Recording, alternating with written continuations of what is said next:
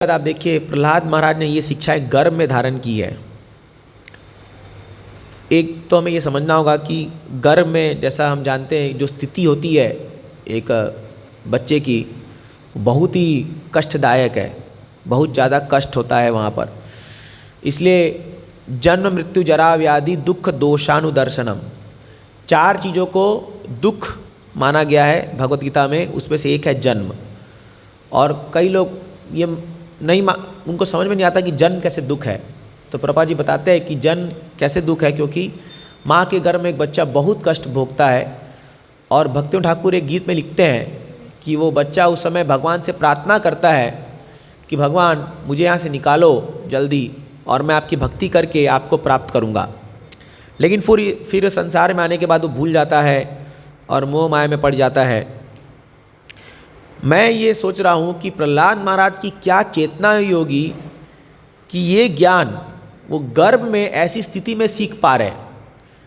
देखिए कुछ हमें जब कुछ सीखना होता है तो अगर मान लीजिए अभी जैसे कई बार अभी भागवतम क्लास में क्या होता है कि अगर हमें नींद आ रही है या हमें बॉडी थकान हो रखी है मॉर्निंग प्रोग्राम से, तो कुछ भी क्लास हो समझ में नहीं आता, वो लगता है बस ख़त्म हो जल्दी से जाए, रेस्ट ले, प्रसाद ले, ऐसा लगता है। तो सीखने के लिए भी हमें एक स्टेट ऑफ कॉन्शियसनेस चाहिए, हमें एक चेतना चाहिए।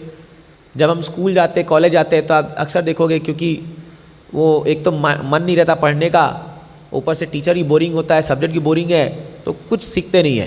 क्लास में कितने लोग सीखते हैं? कुछ नहीं सीखते। इवन आप देखो स्कूलों में भी जो है बच्चे लोगों स्कूल में पढ़ने के बाद फिर से ट्यूशन लेना पड़ता है ना। हालांकि ट्यूशन की दरकार ही नहीं होनी चाहिए थी। अगर स्कूल बनाया किस लिए गया? नहीं तो हम स्कूल की फ़ीस क्यों देते हैं? फिर अगर स्कूल जा रहे हैं तो सबको स्कूल में समझना चाहिए ना। तो ट्यूशन अलग से लगाना पड़ता है और अलग से पैसा देना पड़ता है, टाइम देना पड़ता है। इसका मतलब ये कि स्कूल में पढ़ाई जो हो रही है वो तो समझ में नहीं आ रहा उसको, और माँ बाप डर जाते फेल हो जाएगा। ये ट्यूशन टीचर को पैसा देते हैं कि बस पास करा दो इसको जैसे भी करके, और ट्यूशन टीचर लोग बहुत कमाते हैं इससे एक। और हमने स्कूल में देखा था कि जो टीचर हमको जो सब्जेक्ट पढ़ाते हैं, जैसे मान लीजिए हिंदी, हमारे हिंदी के टीचर थे, तो वो स्कूल में उतना नहीं पढ़ाते जानबूझ करके, और वो बच्चों को बोलते थे कि मुझसे ट्यूशन लेने आओगे तभी तुमको मैं सिखाऊंगा। और जो उनसे ट्यूशन लेते थे उनको ज़्यादा मार्क देते थे वो। तो मतलब बाय फोर्स बच्चों को एडिशनल ट्यूशन जाना पड़ेगा उनके पास।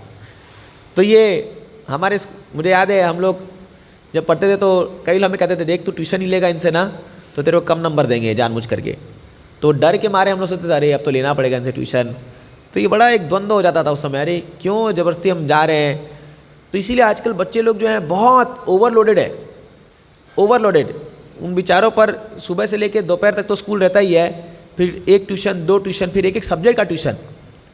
पहले क्या होता था कि 5 सब्जेक्ट एक ही टीचर पढ़ा देता था, 4-5 सब्जेक्ट। आजकल हर एक सब्जेक्ट का ट्यूशन। तो उसका पूरा टाइम जो बचपन है वो केवल ये ट्यूशन टीचर में चला जाता है पूरा। इसलिए बच्चे ग्रो नहीं करते हैं। आप देखो कि पहले हम लोग क्या बाहर कोई लोग क्रिकेट खेलते थे, फुटबॉल खेलते थे, आजकल कहाँ। तो जो उसका टाइम बाकी बचता है वो आता है या तो मोबाइल या कंप्यूटर उसमें। तो आप देखो कहीं ना कहीं वो एक इम्पर्सनल एस्पेक्ट ऑफ लिविंग को एक्सेप्ट कर लेता है। इसलिए देखो कि आजकल जो इम्पर्सनलिज्म है ये हमारे समाज में ही मौजूद है। ये कोई अलग से सीखने की दरकार नहीं है। पर्सनलिज्म सीखना पड़ता है, लोगों से कैसे व्यवहार करें, समझ लो, कैसे डीलिंग करें, लोगों को कैसे प्रेम करें, कैसे अच्छा व्यवहार करें, ये सीखना पड़ता है। और इम्पर्सनलिज्म आदमी अपने आप, क्योंकि वो अपने आप में ही खोया हुआ है ना, क्योंकि अपने आप में खोया हुआ है, उसकी ज़िंदगी में कोई और है ही नहीं। तो जब वो क्लास जाता है तो उस पर पढ़ाई का कंपटीशन, जब वो, और ख़ास करके मैंने देखा जब ये 9th 10th लोग पार करते हैं, 11th 12th आते हैं तो ये और बढ़ जाता है। तो बहुत लोग अपने आप में जो है अपने आप में खो जाते हैं। मेरा एक फ्रेंड था, वो इतना ब्रिलियंट था, इतना ब्रिलियंट कि उसके कभी भी, मुझे याद नहीं कि वैसे हमारे 500 नंबर का पेपर होता था 500, तो वो 490 के नीचे कभी लाया नहीं होगा आज तक। इतना ब्रिलियंट था वो। जब भी रिजल्ट होता था तो हमें कंपटीशन होता था कि मैं भी टॉप 10 में रहता था हमेशा। तो हम लोग बोलते थे फर्स्ट इसके लिए छोड़ दो, बाकी से कॉम्पीट करो। कि कोई और पहुंच नहीं सकता वहाँ तक। और हमेशा, but he was very humble, बहुत बहुत विनम्र व्यक्ति था, कभी उसको घमंड नहीं बिल्कुल भी। हाँ, लेकिन उसके माता पिता को बहुत घमंड था, मतलब उसकी माँ जो थी वो बहुत उनको ये लगता था कि हाँ मेरा बेटा कुछ एक्स्ट्रा ऑर्डिनरी है। 11th में क्या हुआ, 10th तक तो ये सब चला ठीक ठाक, 11th में वो आया, सडनली उसका पढ़ाई कोलैप्स कर गया सडनली। और वो फिर ऐसा हुआ कि खाली उसको पास होने के लिए भी बहुत डिफिकल्ट होने लगा। तो मेरे लिए बहुत शॉकिंग था ये। हम दोनों साथ में ट्यूशन जाते थे, तो 11th में मैं तो अपना जो नॉर्मल पढ़ा था वो पढ़ के चल रहा था, बट वो उसके लिए बहुत डिफिकल्ट हो गया। फिर after 12th he could not, वो क्रैक नहीं कर पाया कोई एग्ज़ाम। फिर वो कहीं गया, कोई दूसरे कॉलेज में गया। खैर आगे स्टोरी लंबी है जो भी है, बट मैं ये रियलाइज़ किया कि कहीं ना कहीं वो व्यक्ति अपने आप में खो गया। मतलब वो गुमसुद, उसको बचपन से खाली पढ़ाई पढ़ाई पढ़ाई पढ़ाई पढ़ाई करके इतना फोर्स कर दिया गया, मतलब हो सकता है उनके माता पिता ने इतना ज़्यादा उसको ड्रिल कर दिया था कि उसके जीवन में और कुछ था ही नहीं। नो फ्रेंडशिप, नो प्रॉपर ये, और कुछ था ही नहीं। और वो अपने आप को ढूंढने के लिए जब वो निकला तो वो लॉस्ट हो गया। वो समझ नहीं पाया मैं हूँ कौन, मेरा अस्तित्व क्या, मुझे करना क्या है। मैं आपको बता दूँ, आज के समाज में ये बहुत बड़ी समस्या है, ये बहुत बड़ी समस्या है। People are lost in themselves कि मुझे करना क्या है। क्योंकि मैं अभी यूथ प्रीचिंग में जाता हूँ, इवन मैं कॉलेज प्रीचिंग में जा रहा हूँ, तो कई बच्चों से जब मिलते हैं, अगर आप उनसे बैठ के बात करोगे तो वो यही कहते हैं कि प्रभु जी समझ में नहीं आता हम हैं और हम कर क्यों रहे। इसलिए आपको पता है कई यूथ में, अभी टीनेजर्स में सुसाइडल थॉट्स, वो अटेम्प्ट नहीं लेते बट थॉट्स आते हैं। मुझे कई लोगों ने एडमिट किया है कि यस प्रभु जी मैंने सोचा था सुसाइड करने का, लेकिन हिम्मत नहीं हुई। हाँ, अब अगर वो थॉट अगर और बड़ा रूप ले ले तो कई लोग अटेम्प्ट भी कर जाते हैं, अटेम्प्ट किए हुए लोग, और उसमें से कई लोग सक्सेसफुल हो जाते हैं। तो ऑफकोर्स ये नेगेटिव में सक्सेसफुल है, लेकिन थॉट्स आते हैं। ये थॉट्स क्यों आते हैं? आदमी क्यों सुसाइड करना चाहेगा? वो तभी चाहेगा जब उसको समझ में नहीं आता कि मैं क्यों हूँ, मेरा अस्तित्व क्या है, मैं कर क्या रहा हूँ। हाँ, तो इनफैक्ट एक व्यक्ति मुझे बता रहे थे कि मुझे कभी कभी लगता है कि दुनिया में सब कुछ प्लास्टिक है। मतलब आप माइंड का एक स्टेट ऐसा हो जाता है कि दुनिया में सब कुछ जो है केवल एक रबर, प्लास्टिक, एक नॉन लिविंग थिंग से बना हुआ है और कुछ नहीं है। मौला गजब है यार, फिर तुम डील कैसे? बोला प्रभु जी मुझे ऐसा लगता है कि ये जो मैं कोई व्यक्ति को देख रहा हूँ, ये बस कठपुतली चल रहे हैं, रोबोट या कुछ ऐसे वो चल रहे हैं, रबर के कुछ पुतले चल रहे हैं। बोला गजब है, तो तुम डील कैसे करते हो? बोला उस समय एकदम अजीब हो जाता है, ये साइकोलॉजिकल प्रॉब्लम आ जाती है लोगों को। All this happens because of loss of identity. हम क्या हैं हम जानते नहीं हैं। इसीलिए हमें धन्यवाद देना होगा श्रीला प्रभुपाद का कि प्रभुपाद जी ने हम लोगों को हमारी आइडेंटिटी बताई है, हम हैं कौन। पहली बात तो यही प्रॉब्लम ये हिप्पियों के साथ था। जो हिप्पी कल्चर आया बिकॉज ऑफ आइडेंटिटी, इनको पता नहीं था कि हम कौन हैं, हमें क्या करना है। ये लोग अच्छे घर से थे, धन की कोई कमी नहीं थी, इनके परिवार अच्छे थे, बट आइडेंटिटी क्राइसिस समझ में नहीं आ रहा। तो मुकुंद गोस्वामी जो एक प्रभुपाद के सबसे पहले शिष्यों में से कोई एक थे, उनका इंटरव्यू हो रहा था, मैं थोड़ा सुना। तो उनको पूछा गया कि why you came to Krishna consciousness, और तो वो बोले कि बाउरी जो शहर था, एक्चुअली बाउरी वो कोई घटिया स्थान नहीं था। हम लोग एक्चुअली मुझे अभी पता चला बाउरी मतलब वहाँ पर फ्लावर और वो बावर करके कुछ चीज़ उसका बिजनेस होता था, तो वो एक अच्छा स्थान था। लेकिन क्या हुआ उस बाउरी में, ये बहुत सारे यूथ जो लोग थे उस समय के यूथ 1960s में, ये लोग कुछ तो ढूंढने के लिए आए थे कि लाइफ क्या है। और हर एक व्यक्ति आके अपना अपना फिलॉसफी देता था। तो लोग क्या करते थे, वो लोग मान लो रेस्टोरेंट में बैठे हैं, चाय कॉफ़ी या कुछ पी रहे हैं, और हर एक अपना फिलॉसफी बताएगा। तेरे को पता है लाइफ क्या है? लाइफ जो है वो जस्ट लव एवरीबडी, या कोई बोलेगा लाइफ है लाइट, खाली ब्रह्मन में सोचो। कोई लोग बोलेंगे कि जैसे अलग अलग लोग अपनी फिलॉसफी दे रहे हैं, तो उसमें लोग बोले ठीक है चलो हम ट्राई करते हैं कि हम इसको एक्सपीरियंस कैसे करें। अब कोई प्रोसेस तो पता नहीं है। अभी हमको ना प्रोसेस पता है कि हरि नाम जप करना है, मंगल आरती आना है, भागवतम पढ़ना है। अभी किसी ने आपको कह दिया कि कृष्ण परम भगवान है और आपको उनको अचीव करना है, बट कैसे अचीव करें नहीं पता मेरे को, बट कृष्ण भगवान है, बट तुमको उनको पहुंचना है उन तक। तो हम में से हर एक अपना अपना कुछ तरीका अपनाएगा, है ना। कोई आके कीर्तन करेगा, कोई आकर के कुछ वर्शिप करेगा, कोई कुछ भी करेगा, अलग अलग। ऐसी ये लोगों का ज़िंदगी था। तो हर एक व्यक्ति अपना ट्राई कर रहा है। तो अब इसमें क्या हुआ, क्योंकि ये मटेरियल वर्ल्ड है तो मटेरियल चीज़ें आनी थी, तो अब इसके अंदर घुस गया ड्रग्स। तो इन्होंने क्या सोचने लगे कि ठीक है, हमें वो स्टेट अचीव करना है, उसका प्रोसेस क्या है, ड्रग्स लो। ड्रग्स लेने से तुरंत आदमी पहुंचता है वहाँ तक। तो ये लोग लेना शुरू किए और पहुँचे, क्योंकि जब आदमी कोई नशा करता है तो उसको ऑटोमेटिक वो एक स्टेज तक पहुँचता है और वो सोचता है हाँ मैं तो अपनी आइडेंटिटी से वो बाहर चला जाता है, तो उनको लगता है हाँ ये सही है। और बस फिर क्या होना शुरू हो गया, ये लोग उस नशे के चक्कर में और डीप घुसते गए।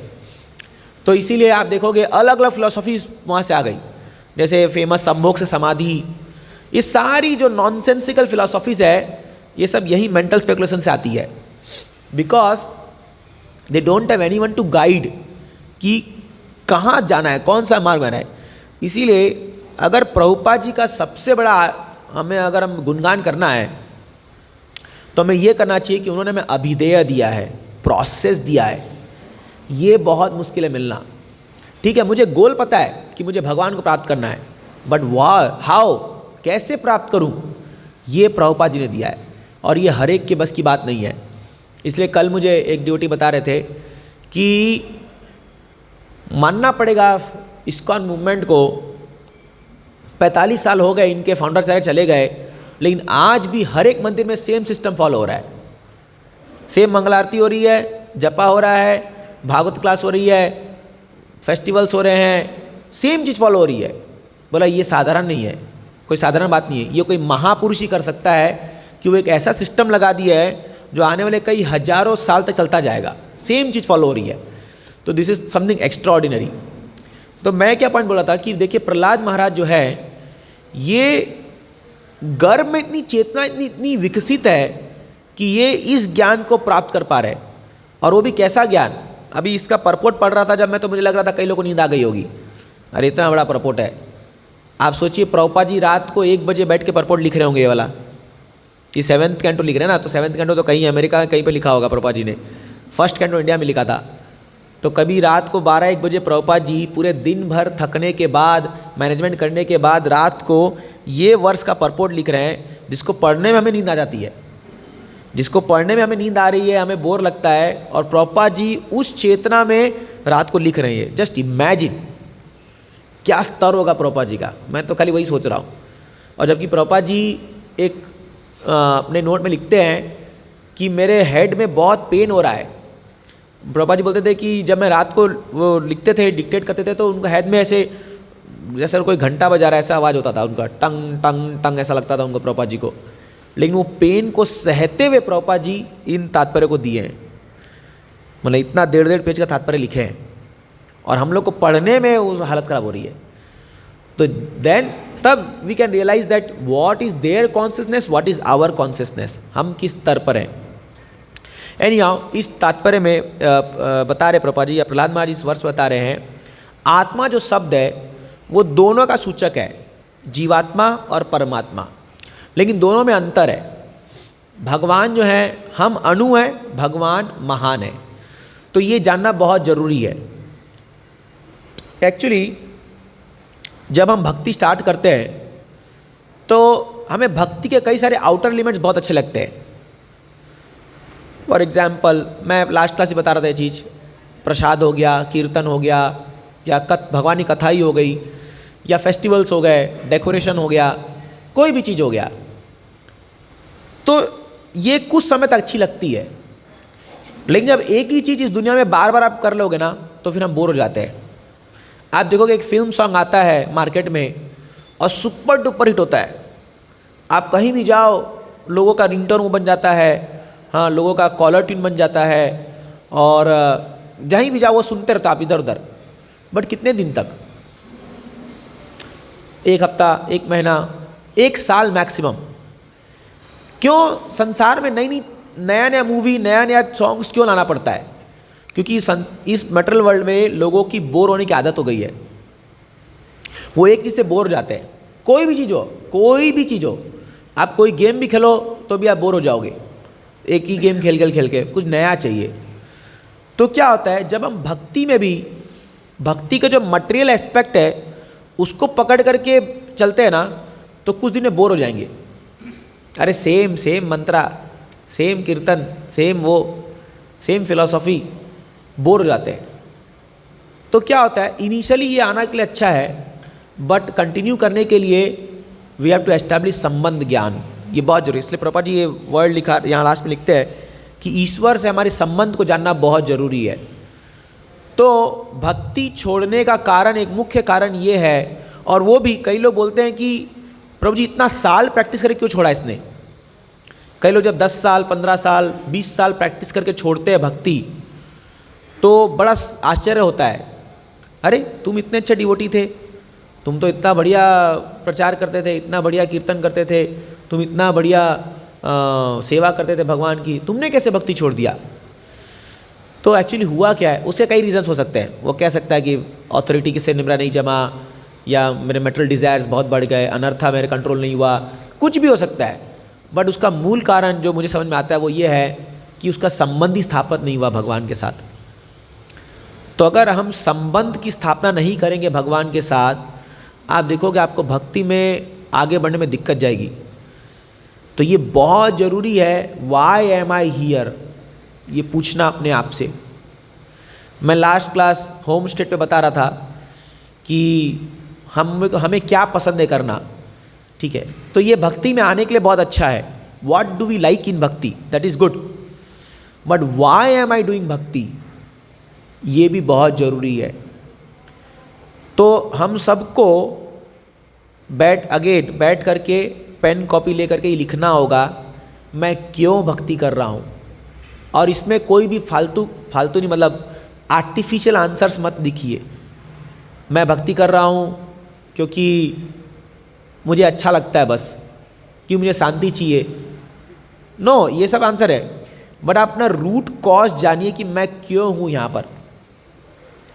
कि मुझे मटेरियल वर्ल्ड से डर लगता है तो मैं चलो भक्तों के संग में हूँ, मैं क्यों हूँ, ये इसका आंसर है। ये बहुत कठिन है, और आपके हृदय को सच्चाई बोलने दीजिए।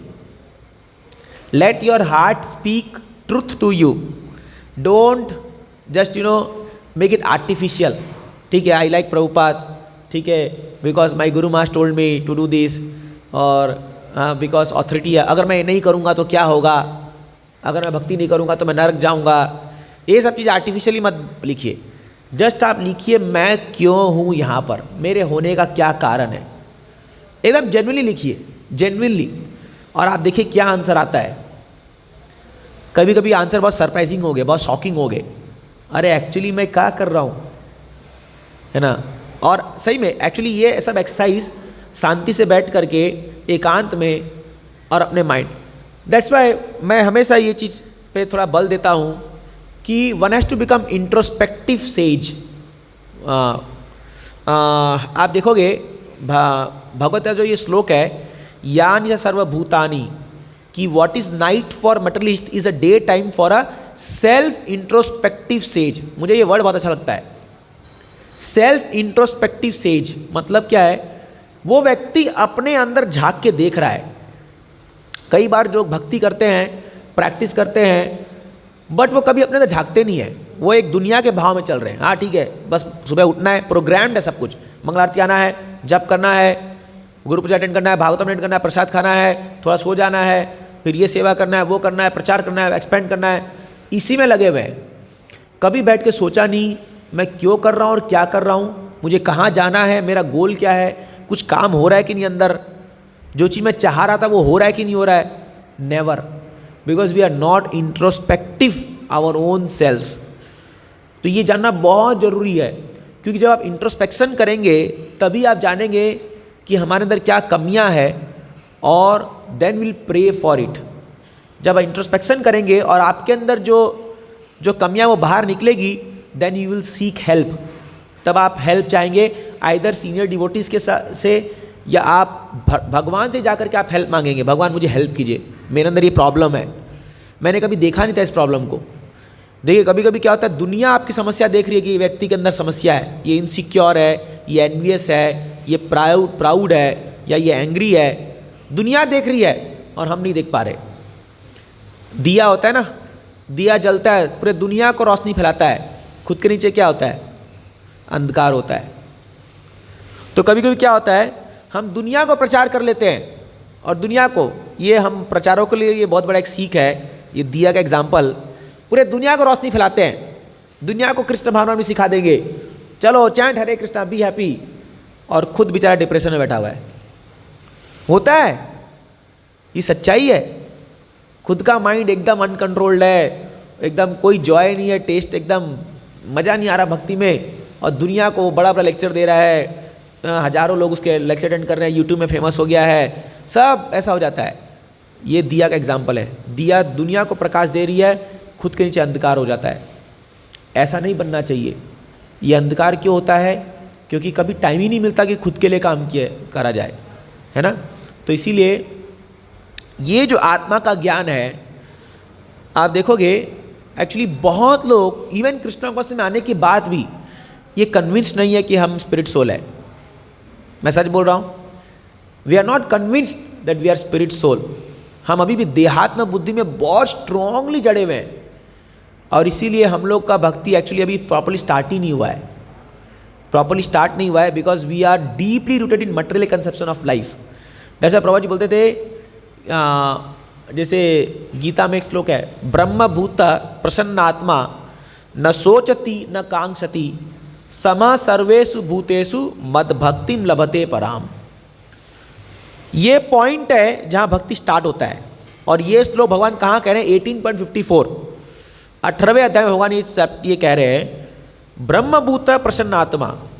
यदि कोई व्यक्ति ब्रह्मन, ये ब्रह्मन रिलेशन है, ब्रह्म में सिचुएट है, तो हमेशा प्रसन्न रहेगा। न सोचती न कांक्षति, वो कभी भी फ्यूचर के लिए सोचता नहीं है और पास्ट के लिए हैंकरिंग लैमेंट नहीं करता। समा सर्वेषु भूतेषु, सभी व्यक्तियों को समान दृष्टि में देखता है। मत भक्ति लभते पराम, अब वो भक्ति स्टार्ट हुई है उसकी। आप सोचिए, जब आप इस स्टेज में पहुंचते हो तब भक्ति स्टार्ट होती है। और हम लोग क्या बोलते हैं, मैं तो बहुत बड़ा डिवोटी हूँ, मैं 15 साल का डिवोटी हूँ, मैं 20 साल का डिवोटी हूँ, मैं तो 30 साल डिवोटी। क्या? अरे व्हाट डिवोटी?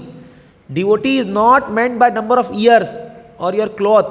नो, ये तो शरीर का है, ये कपड़ा तो शरीर ने पहना है, बूढ़ा तो शरीर हो गया है, लेकिन व्हाट इज योर कॉन्शियसनेस, वो कितना मैच्योर्ड हुआ है, दैट इज भक्ति।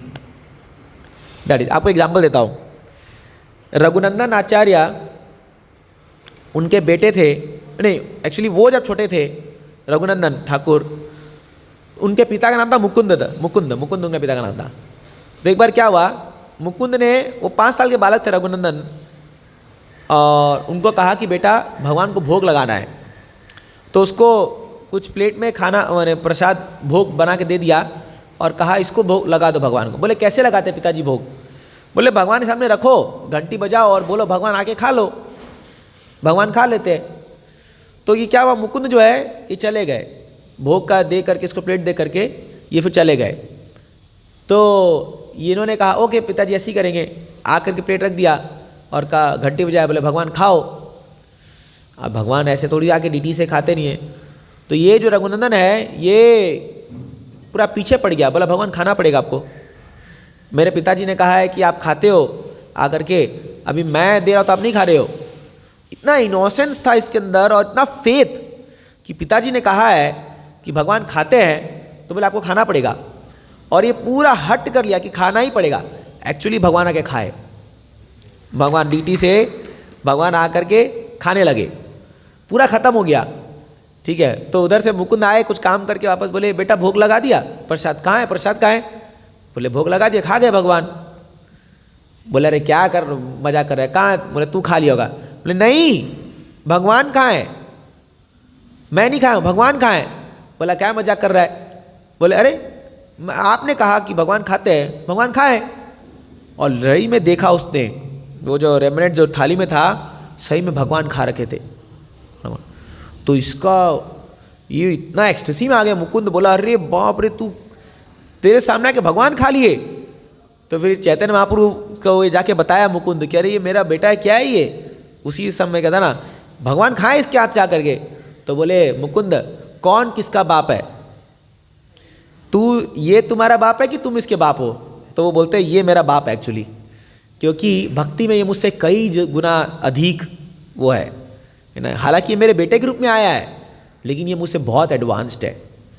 तो एडवांसमेंट का जो बैरोमीटर है वो एज या क्लॉथ या ये नहीं होता। हाँ, हम एक दर्जा देते हैं, कोई हमसे पहले भक्ति में आया है तो उसका रेस्पेक्ट है, but that does not mean that he is very advanced.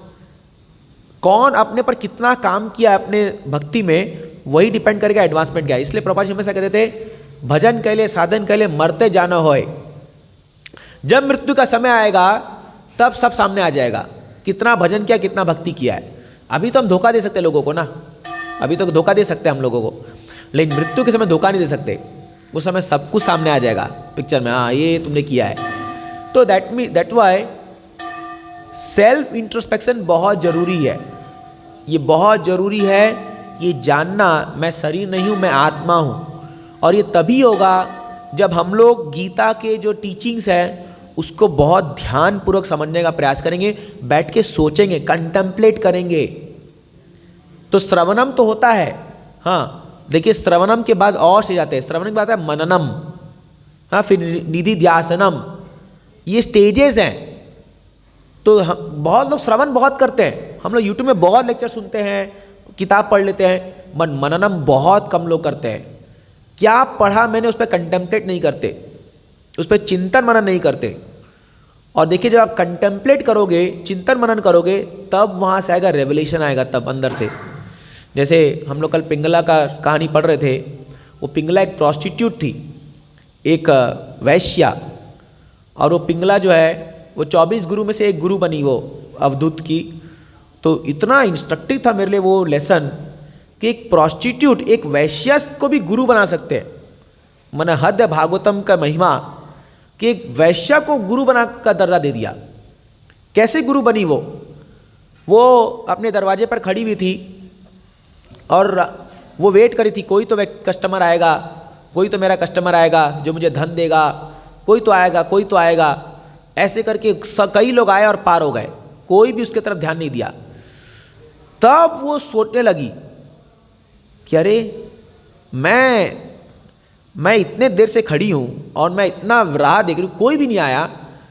उसके मन में एक वैराग्य आ गया कि जब वो अंदर झांकना शुरू करी तब उसके अंदर डिटैचमेंट आया, और डिटैचमेंट से नॉलेज आया।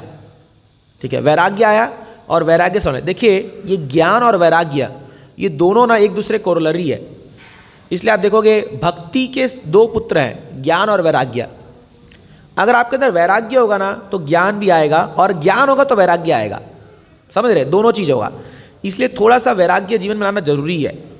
इसलिए हम लोग क्या है कि कोई भी व्यक्ति जो जिसके अंदर वैराग्य नहीं है वो भक्ति को समझ नहीं सकता, और जो कोई भी व्यक्ति जो ज्ञान कल्टीवेट नहीं कर रहा वो वैराग्य फॉलो ही नहीं कर सकता, है ना। इसलिए कई लोग तपस्या करने से थोड़ा सा उनको डर लगता है या नहीं कर पाते, because of lack of knowledge, ज्ञान नहीं है। अगर आपके पास ज्ञान आ जाएगा तो आप तपस्या करोगे। तो इसके अंदर जब डिटैचमेंट आया तो नॉलेज आया, बोले मैं इतनी बड़ी मूर्ख हूँ, अरे मेरे अंदर स्वयं भगवान बैठे हुए हैं, परम भगवान मेरे अंदर हृदय में बैठे हुए हैं, जो मुझे सबसे ज़्यादा प्रेम करते हैं। मैं उसको छोड़ करके दुनिया में ढूंढ रही हूँ प्रेम को। और उस वैराग्य, वो एक थॉट उसके मन में आया और उसने ये सारा काम छोड़ करके भगवान का वर्शिप करना शुरू कर दिया और वो गुरु बन गई। आप सोचिए, तो ये कैसे हुआ? Self introspection. आप देखोगे कभी आप शांति से बैठिए और जस्ट कंटेम्पलेट कीजिए, जो भी नॉलेज आपको मिल रहा है कहीं से भी उस पर ध्यान से कंटेम्पलेट कीजिए। देखिए एक गुरु हमारे अंदर बैठे हुए हैं, वो है चैत्य गुरु, परमात्मा। सब लोग चाहते हैं कि हमारे गुरु महाराज हमको कोई इंस्ट्रक्शन दे दे, कुछ स्पेशल इंस्ट्रक्शन मिल जाए, प्रभुपाद जी कुछ बोल दे हमको ये। बट हमने कभी भी चैत्य गुरु को जो है हमने अभी तक जाना ही नहीं है। परमात्मा भी एक गुरु हैं और वो हमें बहुत सारा ज्ञान देते हैं अगर हम ध्यान से बैठें। और ऑफ कोर्स वो ज्ञान को इनलाइन होना चाहिए विद परंपरा, गुरु परंपरा। ये नहीं परमात्मा कुछ बोले इसका मर्डर कर दे, बोले परमात्मा ने कहा मेरे को, मेरे गुरु का आदेश है ये। No, this is nonsense. क्योंकि परमात्मा के कहने में और माइंड के कहने में दोनों सेम लगता है, लेकिन अंतर है दोनों में। तो कोई भी एक नियोफाइट व्यक्ति जो है वो बोलेगा कि परमात्मा मुझे बोल रहे हैं ये गलत है। परमात्मा कब बोलते हैं? तेसाम सतत युक्तानाम भजताम प्रीतिपूर्वकम ददामि बुद्धि योगतम ये नमा उपयंति थे। जो कोई सतत भगवान का उपासना करता है, भजन करता है, कीर्तन करता है, उसको भगवान ये बुद्धि देते हैं। तो पहले भजन कीजिए, साधना कीजिए, फिर वेट कीजिए, फिर भगवान रिलेशन देंगे। अरे हाँ, ये एक्चुअली ऐसा है। तो ऐसी बहुत सारी चीज़ें हैं सब्जेक्ट मैटर से भागवतम में जो कभी कभी खुद में रिवील होती है और आपको एक्सटेसी आ जाएगा वो जानकर, वाह मैं कभी सोचा नहीं था कि ऐसा भी है ये। तो इसीलिए जब हम बुक खोल के बैठते हैं तो अगर आपको आधा घंटा पढ़ना है तो 20 मिनट्स रीडिंग करते हैं तो एटलीस्ट 10 मिनट्स जो है कंटेम्पलेट भी कीजिए उस पर। इनफैक्ट एक ड्यूटी तो बोल रहे थे 50-50% करना चाहिए। 15 मिनट पढ़ो, 15 मिनट कंटेम्पलेट करो कि क्या मैंने पढ़ा। इसलिए आप देखो कई लोग हैं जो बहुत नोट्स बनाते हैं, पूरा बुक को जो है लाइन वाइन बना कर करते हैं, अच्छा है, कंटेम्पलेट कर रहे हैं। That means you are assimilating knowledge. Assimilate knowledge मतलब क्या समझ रहे हो? उसको आप उसको ग्रहण कर रहे हो, ज्ञान को ग्रहण कर रहे हो। और नॉलेज को ग्रहण वो नहीं कर सकता जो व्यक्ति अत्याहारा प्रयासस्य प्रजल्पो नियमाग्रह, जो ये 6 चीज का नियम तोड़ता है, जो उपदेशामृत का 2nd श्लोक है। अगर आप ये 6 चीज को फॉलो नहीं करोगे, अत्याहार मतलब ओवर ईटिंग कर रहे हैं, अत्याहारा प्रयासस मतलब बहुत ओवर एंडेवर कर रहे हैं, कुछ चीज कर रहे हैं, प्रजल्प कर रहे हैं, बहुत फ्रिवलस टॉक, इधर उधर बातें कर रहे हैं, ये कर रहे हैं, आप कभी नॉलेज ग्रहण नहीं कर पाओगे। इनफैक्ट एक बार परम मुझे राधा गोविंद महाराज बता रहे थे कि अगर आप ओवर ईटिंग करते हो, आप ज़्यादा खाते हो, तो आप ज्ञान को धारण नहीं कर पाओगे अपने अंदर। बोला क्या कनेक्शन है इसका? फिर मुझे अभी क्लिक हुआ कि ये 2nd वर्ष जो है ये इसलिए भगवान कहते हैं षड्भिर भक्तिर विनश्यति, भक्ति नष्ट हो जाती है इससे। अत्याहारा ओवर ईटिंग, प्रयासस मतलब कोई भी भौतिक चीज़ के लिए बहुत एंडेवर करना, प्रजल्पा ये सबसे बड़ा प्रॉब्लम है भक्तों के साथ भी।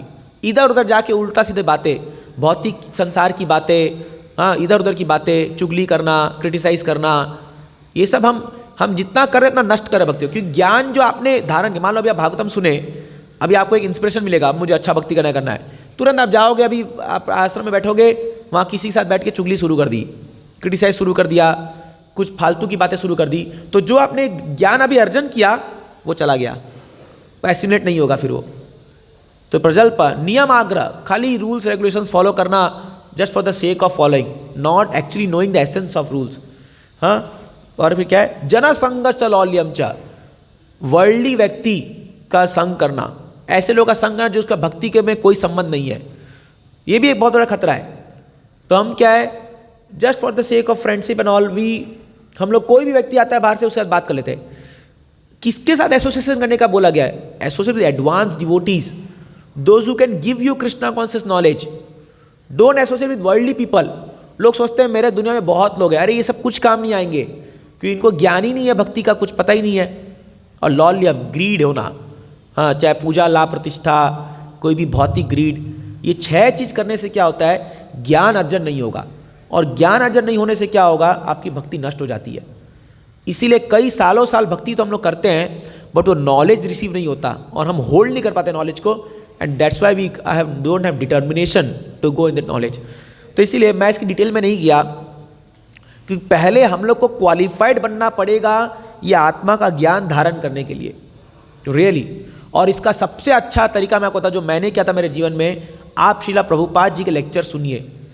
जो 2nd चैप्टर में प्रभुपाद जी लेक्चर दिया है, भगवत गीता चैप्टर 2 पे प्रभुपाद जी लेक्चर दिया, कम से कम भी 70 से 80 लेक्चर है वो। मैं आपको यकीन से कह सकता हूँ वो कंटिन्यूस सुनिए, आप कन्विंस हो जाएंगे कि मैं आत्मा हूँ, मैं शरीर नहीं हूँ। तो मेरा एक पॉइंट था, फेस ऑफ लाइफ था, जब हम लोग स्टूडेंट में थे, मैंने कंटिन्यूस लेक्चर को सुना था ये वाला, और मुझे इतना कन्विक्शन आ गया था कि I am not this body, I am spirit soul. Of course अभी उतना अभी चल रहा है, धीरे धीरे प्रैक्टिस कर रहे हैं, बट वो जो ज्ञान हमने सुना प्रॉपर लेक्चर, इसलिए ग्लोरी टू श्रीला प्रभुपाद। इसलिए कोई भी जो इस्कॉन में है उसका पहला कर्तव्य प्रभुपाद जी लेक्चर सुनिए, हमें प्रभुपाद जी को सुनना चाहिए, क्योंकि प्रभुपाद जिस कन्विक्शन से बोलते हैं, you are not this body और स्पिरिट सोल, कोई नहीं बोल सकता, क्योंकि प्रभुपाद जी उस स्तर पे हैं। हम लोग तो ऐसे ही बोलते हैं, हाँ you are not this body spirit soul, but we are not on that platform. इसलिए एक तरीका आप कर सकते हैं, प्रभुपाद जी के लेक्चर को सुनिए अच्छे से और उनके किताबों को पढ़िए, तब ये कन्विक्शन आएगा। Then we can go in the depth of this knowledge.